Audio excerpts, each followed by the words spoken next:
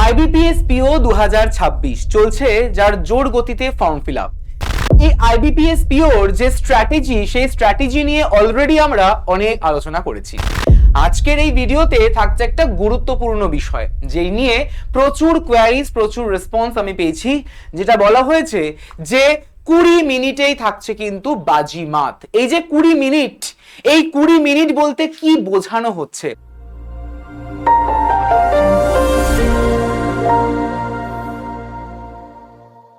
আর এই 20 মিনিটেই বাজিমাত কিভাবে সম্ভব, কিভাবে পসিবল, সেটাই বলবো আজকের এই ভিডিওতে। তাই সকলে প্রথম থেকে শেষ পর্যন্ত ভিডিওর সঙ্গে জুড়ে থাকতে একদমই ভুলো না। Hello everyone, welcome to BSS AI banking YouTube channel. তোমাদের সকলকে জানাচ্ছি স্বাগত আজকের এই ভিডিওতে, আজকের এই গুরুত্বপূর্ণ সেশনে। আর যে কোনো রকমের আপডেট ব্যাংক রিলেটেড সবার আগে, সবার প্রথম পেতে এই হোয়াটসঅ্যাপ নাম্বারে তোমরা আমাকে একটা হাই লিখে পাঠিয়ে দিও। অটোমেটিক্যালি তোমাদের কাছে একটা লিংক চলে যাবে, সেই লিংকের মাধ্যমে তোমরা গ্রুপে যুক্ত হয়ে যাবে এবং সেই গ্রুপের মারফত তোমরা সমস্ত রকমের আপডেটস ইজিলি অ্যাভেলেবেল পেয়ে যাবে। তাই অবশ্যই এই নাম্বারটিকে সেভ করে রাখবে এবং এই নাম্বারটিতে তোমরা হোয়াটসঅ্যাপে হাই লিখে পাঠাবে। আর যে কোনো ভিডিও, যেটা long video, informative video, sessions বা ক্লাসেস সবকিছু পেতে ডেফিনেটলি এই চ্যানেলটিকে সাবস্ক্রাইব করে রাখতে ভুলো না, বিএসএস এআই ব্যাংকিং এই ইউটিউব চ্যানেলটি। ওকে, বিএসএস এআই ব্যাংকিং ইউটিউব চ্যানেলটিকে অবশ্যই করে সাবস্ক্রাইব করে পাশের বেল আইকনটিকে প্রেস করে রেখো। শুরু করছি আজকের এই ভিডিওটি। আমরা দেখলাম যে 20 মিনিটেই হবে কিভাবে বাজিমাত, এবং দেখো এই 20 মিনিট মানে আমরা কিন্তু বলে থাকি প্রত্যেকটা সাবজেক্টের, প্রত্যেকটা সেগমেন্টের 20 মিনিট। আমরা দেখেছি যে আইবিপিএস পিওর পরীক্ষার ক্ষেত্রে মূলত 3টে সাবজেক্ট থাকে প্রিলিমিনারি পরীক্ষায়, যেমন সেটা হচ্ছে রিজনিং, ম্যাথস এবং ইংলিশ। এই যে 3টে সেগমেন্ট, এই 3টে সেগমেন্টের জন্য ইন্ডিভিজুয়ালি 20 মিনিট করে বরাদ্দ থাকে। সেটা ম্যাথসের জন্য হতে পারে, ইংলিশের জন্য হতে পারে, আবার রিজনিং এর জন্যও হতে পারে। তো এই 20 মিনিটেই এক একটা সাবজেক্টকে কিভাবে তোমরা ফিনিশ করবে, এটাই আজকে বলবো, এই স্ট্র্যাটেজিটাই আজকে আমরা শেয়ার করব তোমাদের সাথে। ওকে, তো দেখো যদি আমরা ম্যাথসের কথা বলি, তাহলে অবশ্যই করে 35 আমাদের কোশ্চেন্স রয়েছে। তো এই ম্যাথসের ক্ষেত্রে সময় বরাদ্দ রয়েছে মাত্র 20 মিনিট। তাহলে বুঝতে পারছো যে ঠিক কিভাবে প্র্যাকটিস করলে, ঠিক কতটা সময় দিতে হবে প্রত্যেকটা ম্যাথসের কোশ্চেনের জন্য। বুঝতেই পারছো, 34.5 একটা নাম্বার তোমাদের স্ক্রিনে রয়েছে। এই নাম্বারটা হয়তো তোমরা বুঝতে পারছো না। এই নাম্বারটা কি বলতো?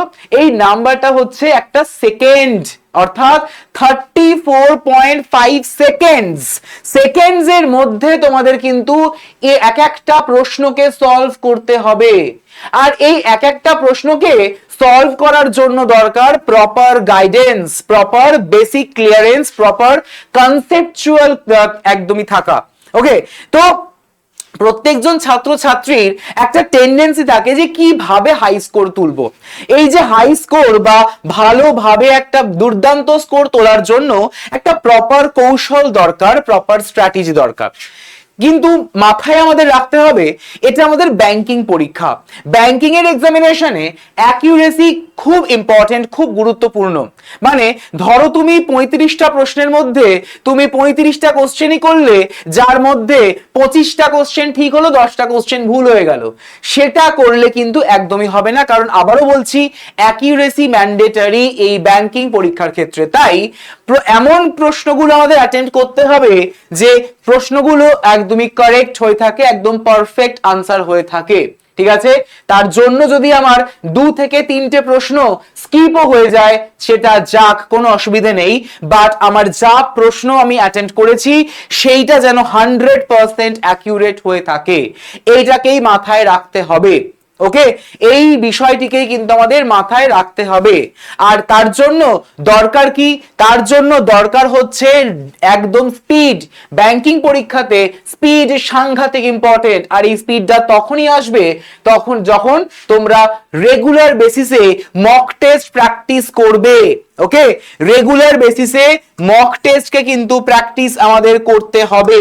আর এই মক টেস্টকে প্র্যাকটিস যত বেশি করব, যত বেশি এটাকে অ্যানালাইজ করব, তত কিন্তু আমাদের এই স্পিড বাড়বে এবং ক্যালকুলেশনের যে গতি, সেই গতি বাড়তে থাকবে। ওকে, এটা আমাদের ফার্স্ট পিলার মনে রাখতে হবে, এটা আমাদের প্রথম যে বেস সেই বেসিকটাকে মনে রাখতে হবে।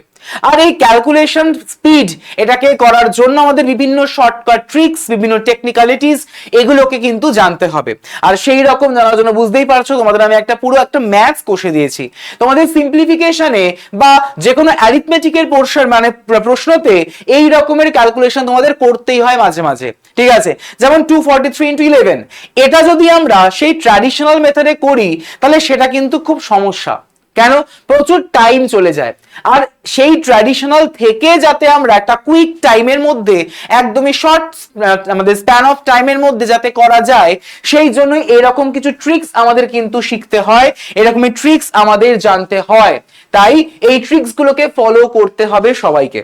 ওকে, তার জন্য দরকার কি? তার জন্য দরকার বিভিন্ন মাল্টিপ্লিকেশন, ঠিক আছে? তার জন্য দরকার গুরুত্বপূর্ণ টেবিলস, অর্থাৎ আমাদের যেন 1 থেকে 30 পর্যন্ত পুরো টেবিল যেন আমাদের মনে থাকে। আমি এটা ম্যাথসের ক্ষেত্রে বললাম।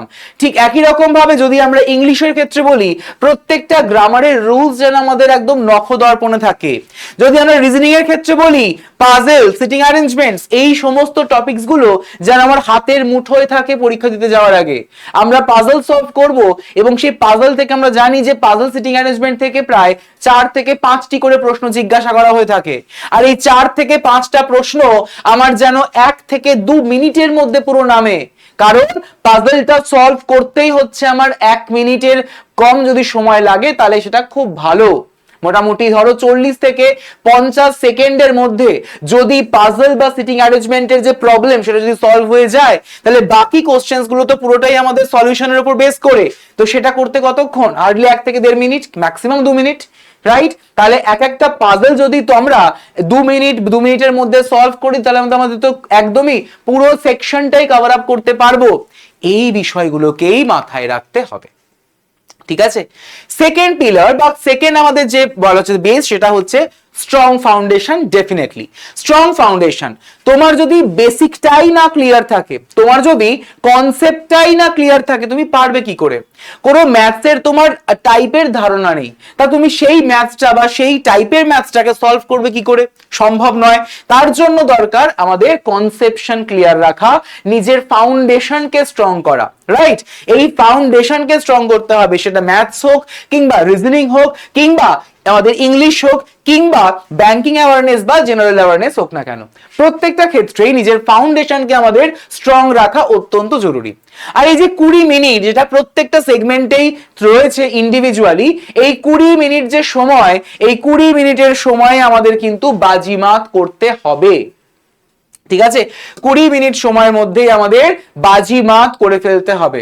যেখানে এই যে 20 মিনিট যে সময়টা, এই 20 মিনিট সময়টার মধ্যে একদম 5 মিনিটের মধ্যে যেগুলো তুমি ধরো পারছো সেগুলো একদম ফটাফট করে ফেলতে হবে, ঠিক আছে? একদমই করে ফেলতে হবে। ইভেন ক্যালকুলেশনও যেন আমাদের ওরালি হয়ে থাকে, যেন পেন পেপার না ইউজ করা হয়ে থাকে, তাহলে ভাববে তোমার প্রিপারেশন দুর্দান্ত আছে। যদি ওরালি পুরো বিষয়টা হয়ে থাকে তাহলে তোমার প্রিপারেশন একদম দুর্দান্ত। সেকেন্ডলি, যদি আমরা দেখি কিছু মাঝারি রকমের প্রশ্ন, ধরো আমাদের যেগুলো পারার মতন, যেগুলো ফ্ল্যাট কোশ্চেন, ইজি কোশ্চেন, সেগুলো আমরা 5 মিনিটের মধ্যে কমপ্লিট করে ফেললাম, ঠিক আছে? এবার আসবো আমরা মডারেট টাইপ অফ লেভেলের কোশ্চেন্সে। তো তার জন্য আমার সময় লাগবে, সেখানে আমি 10 মিনিট দিলাম, অর্থাৎ 5 থেকে 15 মিনিট আমি সময় ওই মডারেট টাইপসের কোশ্চেনে দেবো। ওকে, এবং তারপরের যে সময়টা অর্থাৎ 15 থেকে 20 মিনিট, এই টাইমটা আমি রাখবো হার্ড লেভেল কোশ্চেনের জন্য। ওকে, হার্ড লেভেল কোশ্চেনের জন্য কিন্তু রাখছি। তাহলে আলটিমেটলি দেখো আমার এই 20 মিনিটটা দুর্দান্ত ভাবে কিন্তু ইউটিলাইজেশন হয়ে গেল, তো আমাদের পুরো সেকশনটাই কভার আপ হয়ে যাচ্ছে। তাহলে এই রকম ভাবে যদি তোমরা মক টেস্টের সময় করতে থাকো, মক টেস্টের সময় তোমরা যদি প্র্যাকটিস করতে থাকো, তাহলে সেইটারই ইমপ্লিমেন্টেশন তোমরা করতে পারবে অরিজিনাল এক্সামিনেশনে। ওকে, তো এই রকম ভাবে আমাদের মনে রাখতে হবে। যদি আমরা বলে থাকি যে ডেফিনেটলি আমাদের যে 25 থেকে 30 সেকেন্ড কোনোভাবেই কিন্তু ড্রপ করা যাবে না। যদি কোনো কোশ্চেন না জানা থাকে তাহলে সেই কোশ্চেনকে তুরন্ত স্কিপ করো, ওই কোশ্চেনকে নিয়ে ভাবার সময় নেই পরীক্ষার টাইমে। ওই সময়টাতে আমরা অন্য কোশ্চেন যদি সলভ করি তাহলে আমরা মার্কস পাবো, এবং তারপরে সেকশনটা ধরো কমপ্লিট হলো কিন্তু 3-4টে কোশ্চেন তুমি স্কিপ করেছিলে, পারছিলে না, তার হাতে যদি তোমার সময় থাকে তারপরে তুমি ওই কোশ্চেন্স গুলোকে একবার চেক করে নাও, যদি তুমি পারো তাহলে তো ভালোই, কোনো অসুবিধা নেই, তুমি আরো এক্সট্রা গেনার হয়ে গেলে, রাইট? তো এই রকম ভাবেই কিন্তু আমাদের পড়তে হবে, এবং যার জন্য তোমরা জানো যে এই রকমের কয়েকটা আমাদের থাকে সিম্বলাইজেশন বা সিম্বলস, যেখানে মোটামুটি ভাবে ইনস্ট্যান্ট মার্কস তো তোমরা পেতেই পারো, আর সেই ইনস্ট্যান্ট মার্কস তখনই সম্ভব যখন তোমরা ইজি কোশ্চেন্স গুলোকে বা ইজি টু মডারেট লেভেলের কোশ্চেন্স গুলোকে ফাটাফাট করে সলভ করে ফেলছো, ঠিক আছে? এবং সবার শেষে যদি কোনো প্রশ্ন ধরো তোমার জানার আছে, ধরো যদি তোমার প্রশ্ন তুমি করোনি বা প্র্যাকটিস করোনি, আমি মক টেস্টের কথা বলছি, প্র্যাকটিস করোনি, তুমি সেটাকে স্কিপ করো অ্যাজ অফ দ্যাট টাইম, ঠিক আছে? মানে ওই সময় জন্য তুমি এটাকে স্কিপ করো, দেন অ্যানালাইজ করার সময় তুমি চেক করে নিও, এবং সেটাই বারবার করতে করতে দেখবে অনেক ধরনের তোমরা প্রশ্ন পাচ্ছ, ঠিক আছে? এবং এই রকম ভাবেই আলটিমেটলি মক টেস্টটাকেও দিতে হবে, তার পাশাপাশি আমাদের কিন্তু দিতে হবে ফাইনাল পরীক্ষার ক্ষেত্রে। বুঝতে পেরেছো? সেশনটি আশা করি যদি ফ্রুটফুল মনে হয় একদমই লাইক করতে ভুলো না, এবং এই রকমের স্ট্র্যাটেজির সঙ্গে কারা কারা তোমরা সহমত অবশ্যই কমেন্ট করে কমেন্ট সেকশনে কিন্তু জানিও। আর এই জন্যই তোমাদের ফাউন্ডেশনটা ক্লিয়ার করা অত্যন্ত ইম্পর্টেন্ট, আর এই ফাউন্ডেশন ক্লিয়ারের জন্য আমরা তোমাদের জন্য তো নিয়ে এসেছি এই ব্যাংক ফাউন্ডেশন ব্যাচ, আর এই ব্যাংক ফাউন্ডেশন ব্যাচে তোমরা live class, recorded class, syllabus PYQ, sectional mock test, full length mock test, questions batch থাকছে, তোমাদের ডাউট ক্লিয়ারিং ক্লাসেস, সবটাই তোমরা একত্রে পেয়ে যাচ্ছ এই ব্যাংক ফাউন্ডেশন ব্যাচে, যেই ব্যাচটি শুরু হতে চলেছে আগামী 20 জুলাই থেকে। ওকে, আর এটি কোথায় পাবে? পেয়ে যাবে আমাদের বিএসএসসিআই ডিজিটাল লার্নিং অ্যাপের মধ্যে। এই বিএসএসসিআই ডিজিটাল লার্নিং অ্যাপ তোমরা গুগল প্লে স্টোর থেকে অ্যাভেলেবেল পেয়ে যাবে, যেখানে বর্তমানে একটা ট্রেন্ডিং অ্যাপ হলো কিন্তু এই অ্যাপটি, যেখানে প্রায় 1.5 লক্ষেরও বেশি স্টুডেন্ট রীতিমতো ডেইলি বেসিসে অ্যাক্টিভ ওয়েতে ক্লাসেস করছে। তাই তোমরা কেন পিছিয়ে থাকবে? চট জলদি গুগল প্লে স্টোরে যাও এবং ইনস্টল করে ফেলো বিএসএসসিআই ডিজিটাল লার্নিং অ্যাপ, এবং ব্যাংক রিলেটেড যদি কোনো তোমাদের জিজ্ঞাসা থাকে বা জয়েন করার থাকে তাহলে অবশ্যই করে পেড কোর্স থেকে তোমরা জয়েন করে ফেলবে। আর এই অ্যাপের মধ্যে তোমরা PYQs, official syllabus, monthly magazine, job alert সমস্ত কিছু একসাথে একত্রে পেয়ে যাচ্ছ, তাই চিন্তার কোনো কারণ নেই। আর ব্যাংক রিলেটেড যদি কোনো রকমের ইনফরমেশন থাকে এবং যদি কোনো ভিডিও দরকার থাকে অবশ্যই তোমরা কিন্তু পেয়ে যাবে এই চ্যানেলে, অর্থাৎ বিএসএসসিআই ব্যাংকিং ইউটিউব চ্যানেলে। আর কোন রকমের আপডেটস, কোন রকমের কিছু জানার থাকলে কোর্স রিলেটেড বা যে কোনো ইনফরমেশন রিলেটেড, অবশ্যই তোমরা এই যে হোয়াটসঅ্যাপ নাম্বারটি রয়েছে 9836778123 এই নাম্বারে তোমরা হোয়াটসঅ্যাপে কানেক্ট করে নেবে, এবং কোর্স যখন জয়েন করবে সেই সময় তোমরা কিন্তু অ্যাপ্লাই অবশ্যই করে করবে YT107। ওকে, YT107 তোমরা এই যে কুপন কোড, এই কুপন কোডটাকে অবশ্যই অ্যাপ্লাই করে ফেলতে পারো ফর ম্যাক্সিমাম ডিসকাউন্ট YT107।